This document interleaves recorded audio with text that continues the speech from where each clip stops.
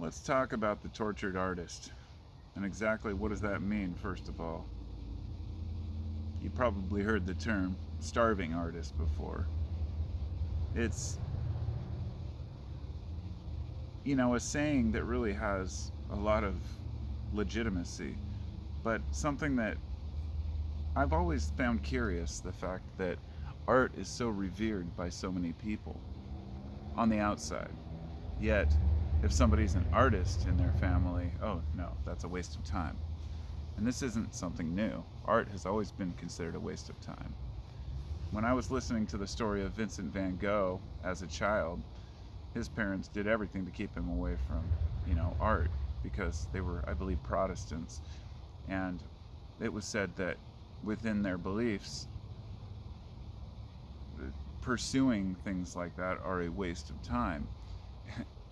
Anything that uh, it was interesting because also taking a walk in nature is considered a bad idea because you may, quote, begin to worship nature and then you have a false idol before you, which I cannot understand the mentality of that type of thinking. Like, if you truly believe in God, as the Christians, within Protestantism do, how could you not think that an appreciation of nature could be the ultimate example of appreciating God? But that's a different story and different discussion altogether. We're going to talk about art and what art is. And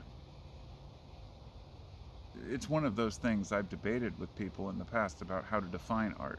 I've had some snooty painters who claim that art is just painting. I don't know what kind of a mentality you have to have for that, but it seems pretty arrogant. But a lot of painters are pretty arrogant. And I don't hold that against them because it's part of being an artist. There are humble artists, there are arrogant artists, there are people who really love their own work but won't admit it and act humble about it. And then there are people who act like they really love their own work and actually don't like it. And then there are people who have a creative mind, believe that they are wasting time by making something, whatever it may be. I don't care if it's a grand painting or an orchestra, or it could just be a dude fucking around on his guitar. It could be just somebody sketching something in your sketchbook. If you have a sketchbook or a journal, you know what I'm talking about. You don't share those things with people usually. They're just for you. Just like writing in a journal is generally just for you. Perhaps your descendants, but generally the best, as far as journals, keeping a, quote, garbage journal, as one guy put it, is a great way to keep track of your thoughts, your ideas, your creativity, because ultimately when we define art, the best description I've heard yet was, and this is, I agree with this, but this is subjective. It's an opinion, but art to me is anything that is created by humans that is intended to either evoke an emotion or to convey a message. This means, even a craft like jewelry. It could be art, or it could just be jewelry. If you're just making something to sell and you're just whipping together some gold rope with somebody else's ideas, that's not art. And also, art is defined by something new. That's an important part of it. Something that's new or unique. If you make a painting, but you're copying somebody else's painting, even if you're learning, for example, that's not art, you see. That's not to say you shouldn't do it, because you have to listen to somebody else's music. You could write an amazing song, and that would be art, in my opinion. However, if you you play a song better than somebody else that they wrote, as a cover song, that's not art. That's not art at all. That's playing a song. And it's important to make this distinction for the context of this video, because as a creative person myself, I almost said artist, but I don't consider myself an artist. I've always had an interest in making things. I do a lot of crafts. I have jewelry, tie-dyes. I make all kinds of things, and I build guitars, as I was going to show them all the other day in a video, but I make electric guitars. I started a couple of years ago out of the blue, just like, I want to do something, start my own business. But then I ended up working for somebody else because I needed to make money. And that comes down to the starving artist discussion.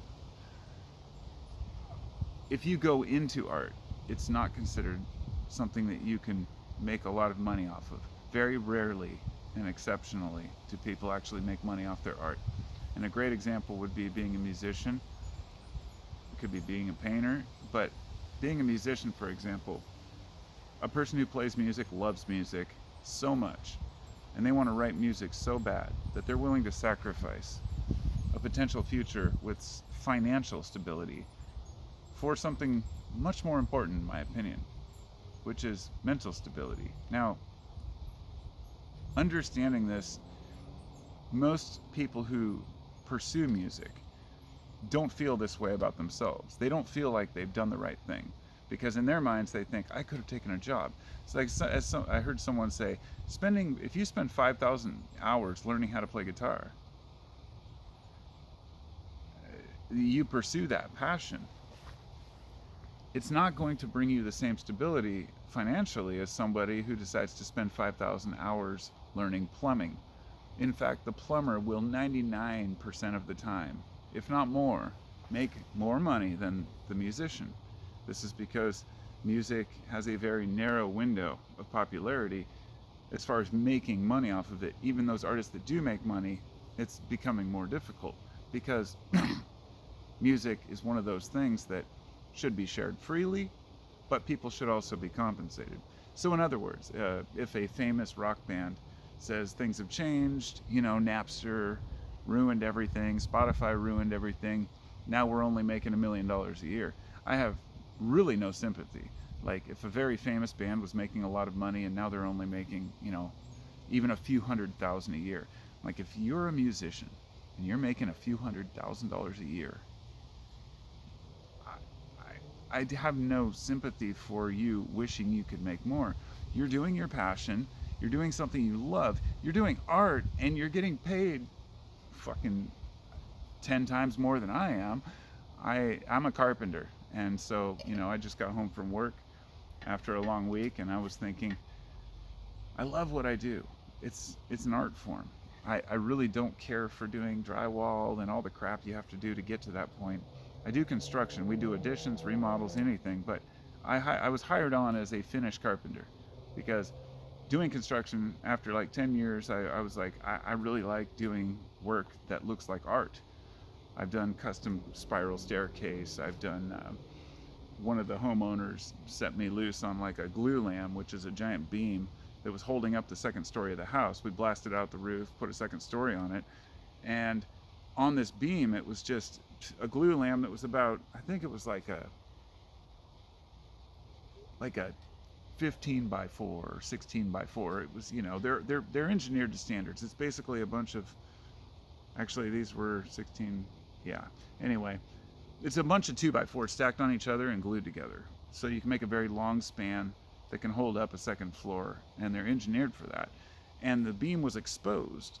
It was pretty deep. I would say it was probably 12 to 13 inches that was exposed. So I guess it was like a 14-inch beam or whatever. And the homeowners said, just sketch something up and do what you think would look good. He's like, I just want something that looks like flowing. So basically like ripping strips of, so what I did was ripped strips of, I think walnut, very thin strips, like a 3/16 of an inch maybe. And then I made mini glue lambs, if you will, but used these bending jigs to glue them at certain angles. So in the end, it kind of looked like an Eye of Horus. Like it was almost archaic. I don't know. I was letting my subconscious do the work, but it had this kind of recurve on the top and then a curve on the bottom, kind of looked like an eye, but then I had a couple designs on the side. But all of this was basically just like 1 inch by 1.5 inch, design that was sticking out from it. So it was, I'm talking about my own art. It just came to mind because it was like 12 years ago. And that was when I was working for a guy that, we were working in Lake Oswego, which is kind of a fancy part of Portland. And, the homeowner knew what they wanted. And they set me loose. Now, this is what happened right now. The guy I'm working for right now is like a tech guy. I'm working for a company. I was building tiny houses for like about a year, and then my boss sold the business. I did that because I'm going to build my own, on my own property, but also because I had back problems years ago, and I have had sciatica to the point, which is not a diagnosis, but just a condition in general.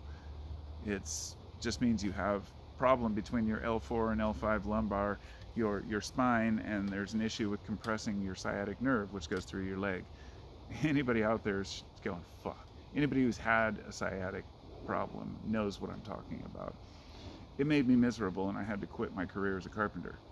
That's when I went online and started, selling kratom. I started a kratom business. Then I was selling custom teas and blends. In fact, I still have a bunch of this, these custom. I spent like a year, and I didn't realize this was alchemy in itself, an art form, if you will.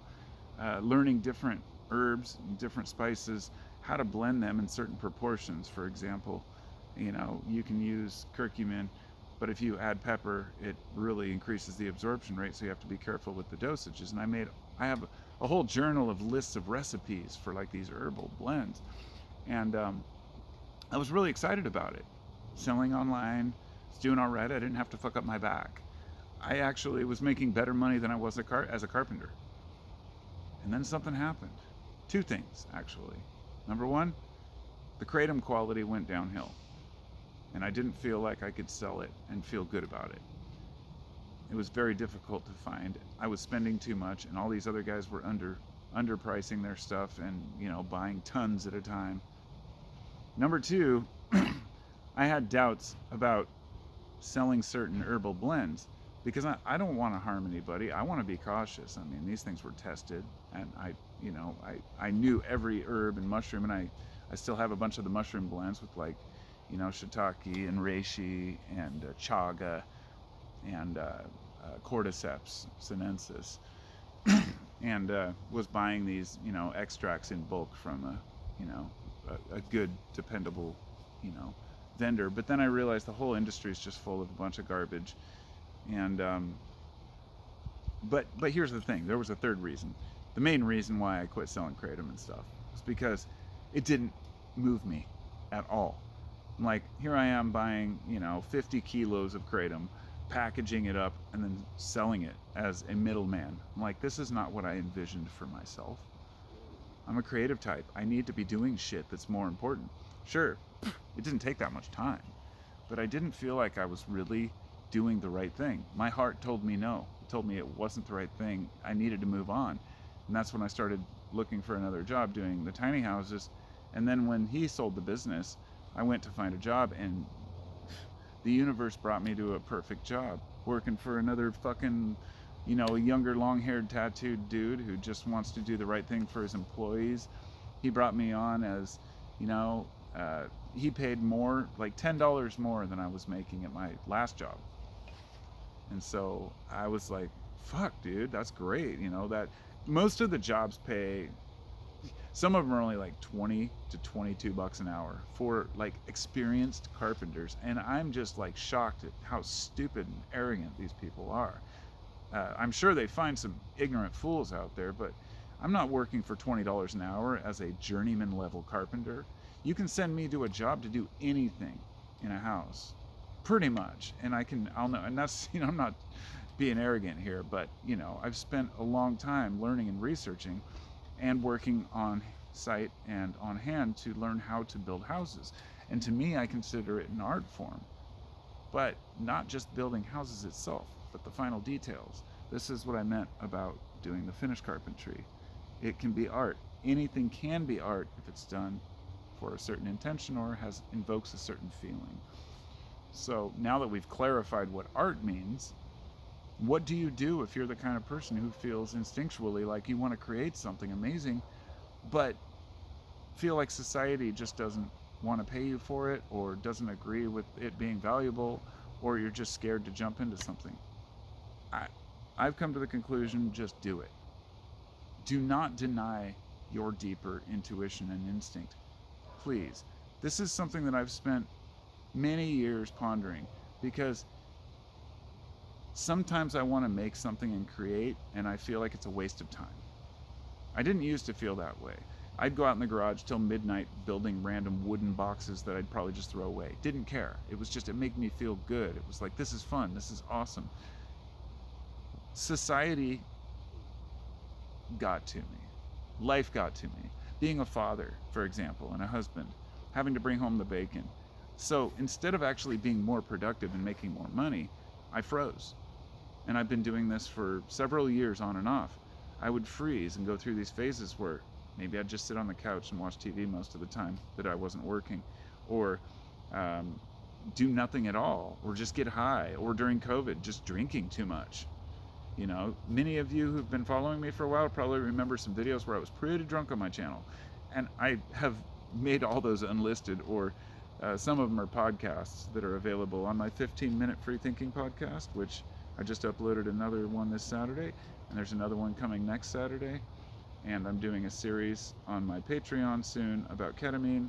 And if you want to become a patron, I don't have, like, you have to pay a certain tier to get access. If you, any patrons for even $1, get access to my full psychedelic list, my Kratom videos, the ones that I couldn't keep public, as well as, you know, podcast links and stuff like that. But mostly I just wanted to say thank you for all you all.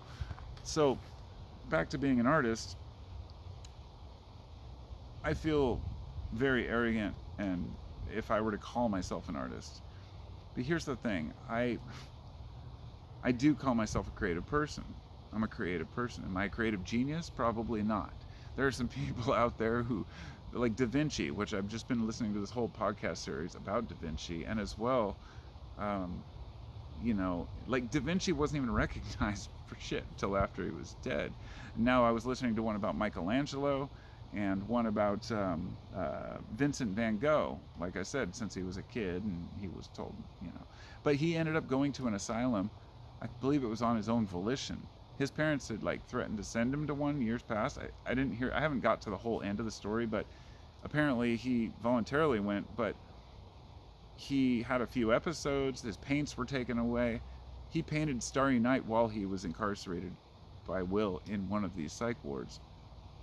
The most famous, most recognizable painting in the entire world was painted by a guy in an asylum. And this should tell us something important about art. If you're not prepared to acknowledge, if your history, your past, if your parents told you art is worthless or pointless to do, fuck it. Fuck them. You know, you don't have to listen to that. You don't have to put up with anybody else's idea of what's important. However, there's part of us as creative people that says, maybe I'm just using art and creativity as an excuse to be lazy and not do, quote, real work. No. No fucking no. That is not the case at all whatsoever. And that's my conclusion that I've come to.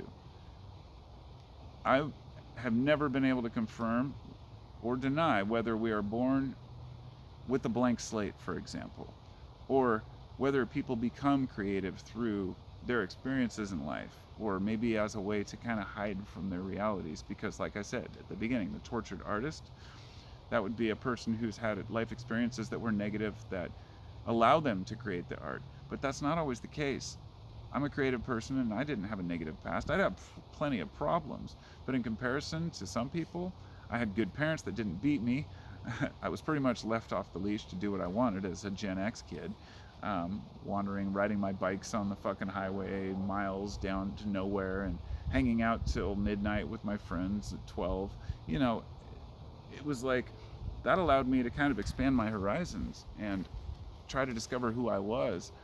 And I've always wanted to make things. If I go to the beach, I don't want to lay out in the sun. I want to make a sandcastle. And I'll build even something out of, like, sticks. If I go out to the woods, I'll paint something, you know, on the rocks. You know, I don't leave it there, like, not with permanent paint. But I did find this one bottom of this bridge that was covered with graffiti. And I had a bunch of latex paints in there, several different colors in my brushes. And I ended up painting this mural that was about, like, 8 feet long by, like, 4 feet high. And it says, pick up your trash. And it's got a picture of these trash bags. And while I was there, I had my GoPro and I did a time lapse of painting it. And it's pretty cool. I'd recommend it. If I can find the link, I'll post it here. But if you just Google Carpo 719 trash, garbage, cleanup, whatever, it'll probably pop up. But it shows me painting the whole thing, and the video was made for rangers, forest rangers, in the hopes somebody might see it, about how we aren't all slobs, because we got to a campsite on that trip and it was just fucking full of trash, and we picked up like 4 full contractor sized garbage bags full. um, I mean, we could have just turned around and gone somewhere else, but I was like, no dude, we got to do the right thing here. This is bullshit. So then we took a nice walk up the road over this bridge, and there was another campsite that was even worse. And it's like, what kind of person leaves this kind of crap? This was during COVID, but there's no excuse for that crap. But anyway, yeah, I'm kind of a hippie. Yeah, I love nature. Yes, I believe in cleaning up and being a responsible, respectable human. And I also believe that we all have somewhat of a creative tendency, but some of us truly are born creative. That it's something within our genetics. That's what I believe. That it's not just that it's a way to escape or an out from the world, or to distract yourself from working a real job. Oh no, I should be doing, working in an office all day. I shouldn't be doing art. And how dare I have some desire to actually try and do something I love, because people point to the fact that, oh, others don't make money. And you're like, what the fuck is money for? Money is to make you feel secure and contented so you can afford the things you need. Maybe an artist makes enough to eat. I mean, if you live in the US, for example, you'll never starve. Yeah, there's people on the street that are hungry. They could go to the soup kitchen. There are plenty of places with food, plenty of food available for anybody who wants it in this country. But a lot of guys, I've worked in the soup kitchens when I had community service, talked with these guys, a lot of people don't want it. They won't take food from other people, and that's another story as well. But the thing is, food and water and shelter are the only things we really need. There's a lot of shelter as well, but a lot of people don't want to quit using dope, because you can't use dope or drink in the shelters. And I only mention this to, because if I say, in America you can be fine no matter what, people would say, well, if you're homeless, and yeah, I get that. I know that's a huge problem, but that's not preventing anyone from truly living the life that they want to live. It does take work, though. If you want a place to live today, the rent, the mortgage, it's ridiculous. So, I mean, I know it's nuanced. I guess I'm trying to look at the positive here. The fact that we have a lot more leeway and ability here to do the things that we truly dream of. And not just that, you can make any fucking art. You don't have to make something that worships your goddamn supreme leader like North Korea, or you don't have to avoid making some anti-Putin thing so you don't get taken to the gulag, and executed. We live in as much as we have issues in this country, it's still a free country to say what the hell you want. And it's the artists who have always made the biggest impact. Even if you're making speeches, I want to make this clear. You could be a public speaker and be an artist, because you're creating something. You're writing a script, a speech that moves people. And the government will take these people out. If you're not aware of the FBI's list of problem musicians back in the 60s and 70s, Hendrix was on there. A lot of conspiracies surrounding that. But let's just say that MLK is well known to have been probably taken out by our own FBI, and nobody bats an eye at it. It's because people who move society, whether it's through speeches, art, music, anything, those people are a threat. They're not a threat to democracy. They're not a threat to the country. They're a threat to the small group of people out there who just want a working class that shuts their mouth, does what they're told, and a lot of us just don't buy that bullshit. You know what I'm saying?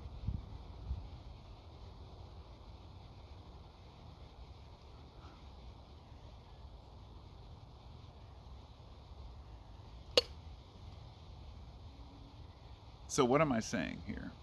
What is my point? Most videos I make are a message to a certain group of people or people in general, but there's always a point to it. And in this case, I'm hoping to reach any of you out there who may be the creative type. And I'm going to guess it's a large portion of my audience, because very few people, the normies of the world, would take the time to listen to my kind of videos, because my videos are not deep. Some of them may be, but they're just,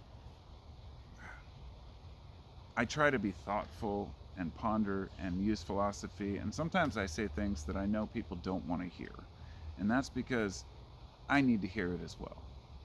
I'm part, anytime you, this is very, well known in psychology, but projection is something that we can't ignore even about ourselves.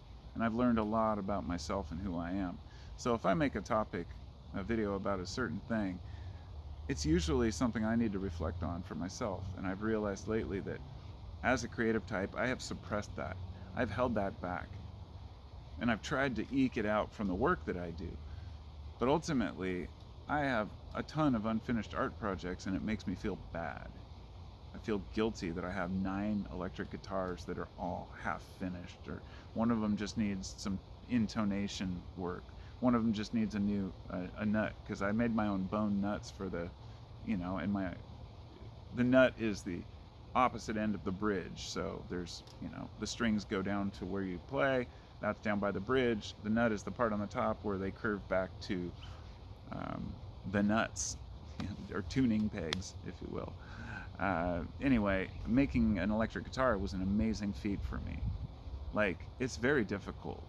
And even as a carpenter, I had to learn how to cut and measure and make these perfect slots on the fretboard, and then hammer these frets in and carve the fretboard to the right radius, and all these components that go in. It's, I'm not going to call myself a luthier, which is a guitar builder, but I'm a luthier in training. And I will, over a period of decades, I will join back into my guitar work probably in the next year or two. My hope, my dream, it's the only thing that I want in life, because we have goals, we have dreams, and then we have visions and goals. And this was interesting. The vision is what you use to get to the goal. My vision is my wife and I and our kids can finally move to like a farmhouse style with like maybe a shed or a barn that I can work in, that's on at least, say, 5 acres somewhere, up here in the Northwest, that I can set up my shop, my tools, and just build custom things and be inspired, crank up my tunes and just do my thing. And so having a vision is very important, but I'm not going to get to that vision by doing art. You see what I'm saying? I have to work, and so I'm working a job. And so by the time I get home, like today, it's an hour to get home every day in traffic. I feel okay when I leave, but I'm just tired when I get home. I'm like, how do I navigate this? It's well known that once you have a job, it's hard to look for another one or take the time to do anything else, because, you're tired. But the drive is there, and the desire to create and to build, and I will continue to utilize those. Even making videos becomes more difficult. When I had more time at home, I would make a lot more YouTube videos. However, I'm glad I'm not anymore as much, because the quality would go down. But let me just say, I consider my channel at times a form of my own art, because it's words and ideas that I'm expressing that convey a message that moves me. And people have sent me emails, private emails that are pretty long and detailed. And by the way, anybody can send me an email. I know people don't like to leave comments. A lot of people don't like to be public, but if you have particular questions, you can email me, carpo420@gmail.com. So, boom. I have always read everything people respond and say, and I really appreciate all of your very insightful comments, and I don't take it for granted. I watch YouTube videos, I use YouTube all the time, and I've read the comment section plenty, and some videos are just, it's just so toxic. And this is because a lot of folks do things for a different reason. I mention this because, as I said, I use my channel as a way to convey ideas and share. without ads and sponsorships. But some channels have no desire to convey messages. They only want the money, the ads and sponsorships. But when you break down the actual video and what they said, it's something that's either been repeated a million times, or it's complete nonsense, or really doesn't matter, something very trivial. And to each his own if they're interested in that. But I definitely feel like if humans are going to create something, even if it's just a video, it should have some value, even just to make you laugh. But then, like I said, that makes me a little pompous and arrogant, right? As if my shit's important. A lot of the videos I've made in the past, several years back, I was talking a lot about spirituality, the occult, and I kind of stopped doing it because I lost interest in it for a while. And but also because I've learned something really important, that there really are degrees to knowledge. And I'm not talking just like Freemasonry, because they use the 33rd degree. My grandfather was a 32nd degree Mason. You can get there with very little trouble. You don't have to really learn anything special, but you do have certain knowledge that you process over a period of time about how the universe operates, and that we each have a connection with,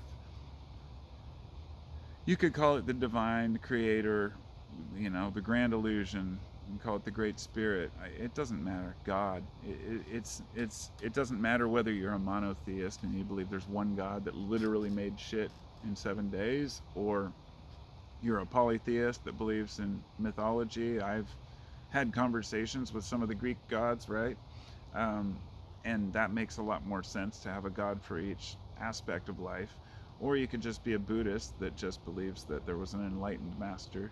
Siddhartha sat under the Bodhi tree and meditated after he'd been an ascetic for 7 years.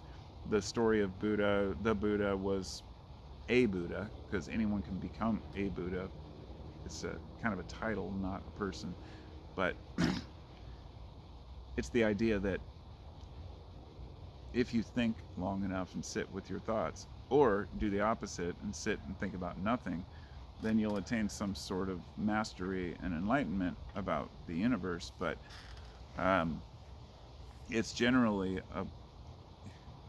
I don't want to get into the religious aspects, but I tend to share in a lot of Zen Buddhist thoughts, but I think that I only love the aspect of it being silly.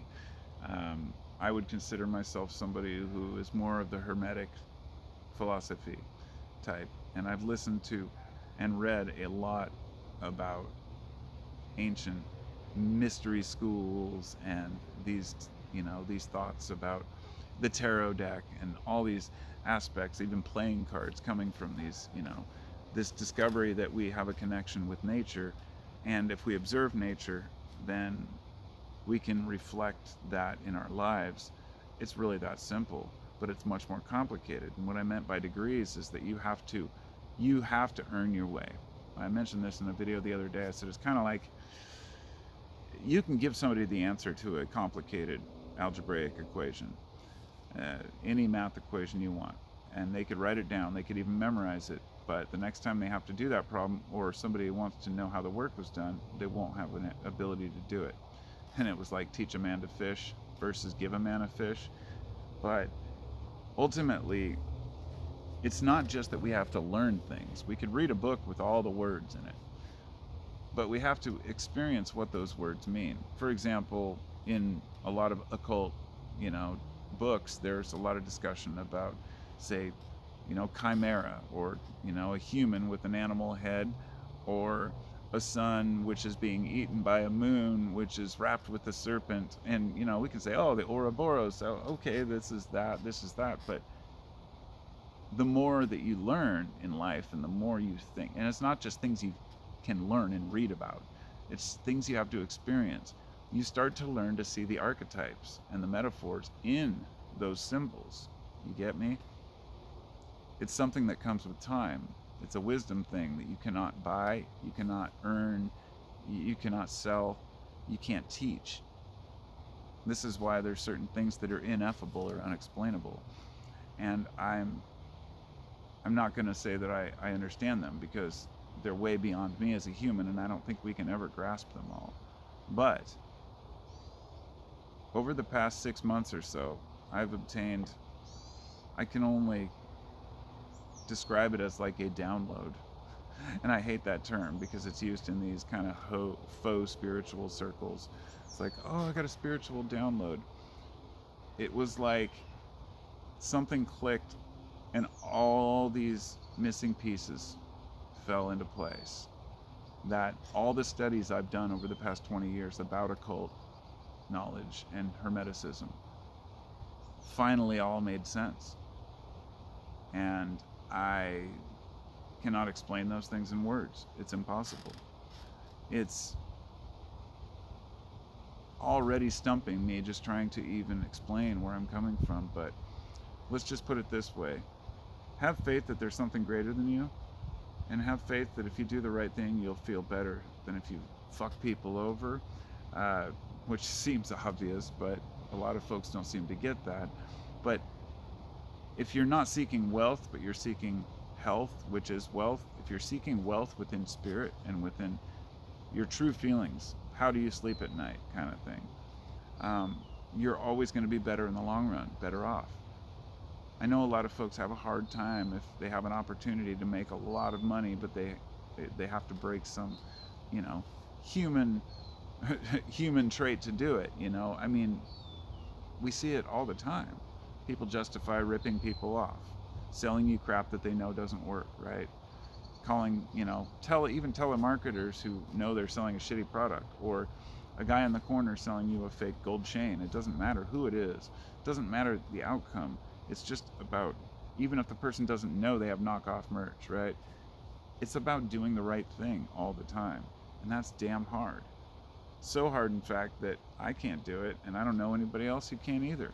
We all make mistakes, and those mistakes make us better people. So what does all this have to do with art? We need to revere and respect all choices of, and paths in this life. It doesn't matter if you're one of the kinds of people who drives a Mercedes, and cuts people off and goes through the drive-through and acts entitled because they have a lesser job than you. And yeah, there's a lot of people that act that way, extremely entitled. Like, I say Mercedes just because on the way home from work, we were coming up to one of the on-ramps where there's two lights, and I'm coming, I'm next to the other guy, and we're both coming up to the light, and this Mercedes comes up and just whips between us and cuts and, skips the light, which you can see right in front of us, like 100 feet. Traffic is literally stopped. It's moving at like 2 miles an hour. But for some reason, this guy just had to get in front of us. So, yeah, I've found that people who drive Mercedes tend to be rude, and Beamers. Not all, but plenty. There was a study done about this, so it's not just me. They watched an intersection to see who cut other people off when it wasn't their turn, and Mercedes and BMW were like at the top. So, whatever. Certain type of person. But see, it's pointless. I get off track and bring up random shit. But if you're one of those people who treats others who have a different job or does do something different as if they're lesser, you should really have a reality check and a self-understanding. Take some time to know yourself here, because if you want to go to get your fast food, who the fuck do you want working there? I mean, sure, you could have robots flipping your burger, but who's going to buy shit from your company if there's nobody who has money out there? This is one of those things about AI taking over. With art, this is a huge thing with artistic people. They're freaking out. They're like, whether you're a poet, an author, or an artist, whether you render just sketches, drawings, AI can do it all now, okay? No, it's not like a human. It's not as good as a human. But most humans that aren't artists and don't really care about knowing whether something's real or fake, if the emotion is conveyed and they feel a certain way, they're not going to care who made it or what made it. But it's fascinating to me. But I don't feel the least bit threatened, because this comes down to being the starving artist. I knew that would come down my way. that I wouldn't be able to make a living doing art. So I chose a career in carpentry, and that's what I do. It just happened. I'm grateful. It's not like I chose to be a carpenter. I was a roofer, and then I worked for a buddy who got me a job with his boss doing additions on houses. Yeah, I started out doing, roofs and cleanup and demolition, and in the rain, picking up garbage, filling dumpsters, slowly watching people, maybe putting some siding on and being observant, and now I can do it all. It's like I built that and I was able to have that as an art form, and I'm so grateful for it. But it's not my passion. My full passion is to go out and just make random shit. It could be anything. I'll be sitting out in the yard and I'll make little, fortress out of grass or anything. And I don't know if that's art. Maybe that's just creativity. But, I could go on. But I just wanted to share a few thoughts on this fine day after work on a Friday. I hope you all have a wonderful day. I wanted to say, I mentioned earlier I have a podcast called 15 Minute Free Thinking. I'm trying to upload one every Saturday at noon, so you can check that out, and I hope you enjoy. It might be more controversial topics at times because I can. Also, I can't talk about certain things on YouTube, which is why I use Patreon for that and my podcast. But just for patrons, I'm going to be making an unlisted podcast that is going to talk about it. It'll be my ketamine series, and that's about kind of connection. It's a psychedelic series I'm going to be doing, which I don't really want to put it on, not just for YouTube, because I have family and friends who watch my stuff. I'd like to keep some things kind of to myself, and maybe just people who contribute, and just to say I appreciate you. I also have a couple other YouTube channels I don't use often, but I have a carpentry one that I'm going to try to upload more of my carpentry stuff I'm doing too. Beyond that, I think that's all I want. Oh, there was one more thing. I wanted to mention it earlier so I didn't forget. But within these studies I've done in my life, I've come across a lot of different podcasts and authors. I love listening to Ram Dass, who was formerly Richard Alpert. I believe he was at Stanford as a professor, but just like Timothy Leary, he quit and went off to be a guru, of sorts. And they're both great, but I really love Alan Watts. He's probably my favorite. And because he puts things in a way that is enjoyable and fun. And life should be enjoyable and fun. And if it's not, then we're doing something wrong. Even when you're suffering, you should be able to laugh. And each person's unique. We have to develop some of those skills. But you can do it. We can do it. And so, thanks for coming along with me on this journey. And as I said, just one more thing I wanted to mention. I've been listening, and what inspired me to make this video about art was some of the podcasts I've been listening to. I don't know how much you believe in synchronicities and coincidence, but I had like 10 in a row within like a 5-minute period the other night. It was the most synchronicities that I've ever had. It was while I was listening to a podcast about Carl Jung, which was about Carl Jung's Red Book. Carl Jung is the guy who coined the term synchronicity, which is a coincidence, which I don't believe in coincidences. But anyhow, this channel, this podcast I found randomly when I was looking for Red Book, so I typed it into Spotify, and I just clicked on the first one that came up, and it was a podcast called Creative Codex. And it's this one guy. It was beautiful. No commercials, no ads. I was like, who is this guy? Well, he does it for the love, the same reason I do it. He wants to talk to people, but he does such a good job. He even tells little mini stories within the podcast with background music and explains traveling through a city in Athens, Greece, and amazing. But he was talking about Carl Jung, and he did such a great job with the Red Book, which was, the Red Book's kind of like a biblical text that he wrote with pictures. And Carl Jung was an amazing person, very curious. But I would highly recommend his channel, and he has one on there that I listened to earlier about art, and it discussed many of these same topics, these same ideas. What is art, and what is it about the starving artist? I will try to go to Spotify and find it and post the link for you, because I know people don't even look, but look down in the comments and I'll pin it there with the link to this, because I want to do that more. It takes time. Once I upload a video, I just want to hit fucking, publish and be done with it. I'm like, all right, I'm done with that video. But I really want to have those added details for people, because some of the things I've heard, in these podcasts and these discussions and these books I've read are finally starting to come together and make sense. And I definitely want to share those experiences with other people, because I know a lot of folks they need to hear it from somebody else, right? Who also has that experience. If you don't hear anybody talking about it, everybody loves art, but nobody wants to, pay for it, right? It's a weird thing. But anyhow, let me know what y'all think. Thanks for visiting my channel. I do appreciate every one of you. I know I have a lot of new subscribers, I've noticed. My last video actually had more views than usual, which is probably from the people who came from the tobacco video.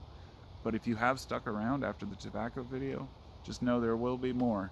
I'm growing. I just planted my seeds, all my tobacco seeds. They sprouted and they were growing, and then they dried out and they were all dead. So I tried to water them to see if they'd come back, and then my dog grabbed the whole thing and flipped it over. So I'm starting over on the tobacco, but we've got a bunch of vegetables, peas and corn and carrots and such, but a whole bunch of raspberries behind me. This whole thing is behind the cedar tree. It's just massive amount of raspberries, and I just picked my first handful of ripe ones today and ate them right before this video, and they probably inspired me a little bit, because damn, they taste good.